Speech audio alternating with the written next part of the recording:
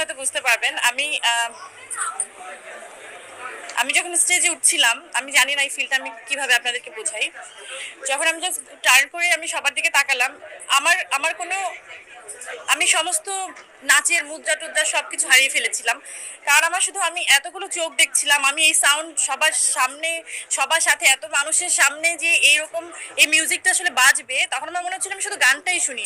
আমি আমি নাচতে পারছিলাম না তখন। তখন আমার মনে হচ্ছিল না আমি তো নাচবো। তখন আবারও স্টার্ট করেছিলাম। আপনারা খেয়াল করলে হয়তো বুঝতে পারবেন যে আমি ১ম এ কিন্তু থমকে গেছিলাম। কারণ এই যে মিউজিকটা মানে এই সুরটা এই টানটা আমরা একদম ছোটবেলা থেকে শুনে শুনে বড় হয়েছি তো। তো এটার মধ্যে কোথাও একটা আমাদের প্রাণ মানে প্রাণের খুব কাছের একটা গান, তাই না? তো হ্যাঁ, আমি একটু স্লিপ করছিলাম ওই সময়।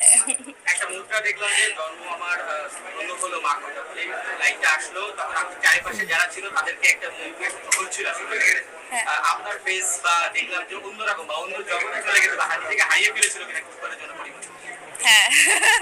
হ্যাঁ, আমার মনে হচ্ছিল যে সামহাউ হয় না ওই মাদারহুডের ব্যাপারটা তো আসলে জার্নিটা তো আমি কমপ্লিট করেছি বা আমি মাদারহুড জার্নিটার মধ্যে দিয়ে যাচ্ছি।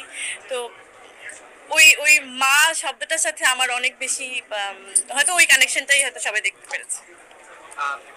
গর্বিত ২৪-এর যে নতুন বাংলাদেশের কথা আমরা বলি সেই নতুন বাংলাদেশে এই ধরনের